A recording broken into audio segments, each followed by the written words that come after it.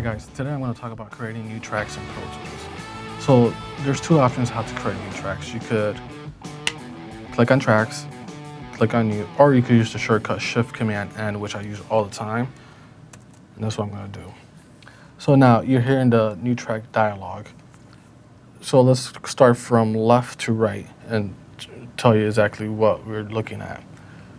So create tracks, this is telling me how many tracks you want to create. So let's say we want 2 mono tracks. Mono track is one source of input coming in. So that's mono track. But if you click on mono track, you see we have stereo track. Stereo track is 2 sources of input, left and right coming in. Moving down, audio track, you have to select from audio track, aux track, master track, MIDI track, instrument track.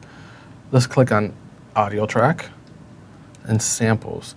Samples, as we talked before, is how many snapshots per second we're taking.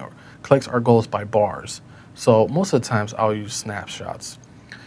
This little plus sign is to add multiple tracks at once. So what you could do is you could click on the plus and say you want stereo, you want 2 stereos. Click on 2 stereos. You click the plus again. Let's say we want stereo, but we want an aux channel, and we will go deep into detail how an aux channel works. Also to note that if you're running Pro Tools HD or surround sound package, here will show up from Pro Tools, all type of surround sound from 7.2 to 5.1 and plus more stuff if you have HD or the surround sound package. Now let's click on plus again. Let's do a stereo aux for you guys to see how it looks. Let's click on a mono. Let's click on master fader. The master fader will go deep into detail what the master fader is, but it's plain is self-explanatory. Let's click on the plus again. Let's go to track. Let's go to MIDI track. You see here, once I click on the MIDI track, you don't have left to right because MIDI is just data transferring from a keyboard or a digital drum or anything that's MIDI. It's just data, and if you see there, it goes by text, not by samples, because again, you're working with bars. Let's do a plus again. Let's do an instrument track. Click on create, and now you have all your tracks. But now you see there's a little difference here. Let's bring up the mixer window. You see a difference here. You see 1 meter versus 2 meters. Then you go all the way to the MIDI. You see that's just 1 meter, but if you go to the edit windows, you see a little keyboard. Let's go back to the mix window.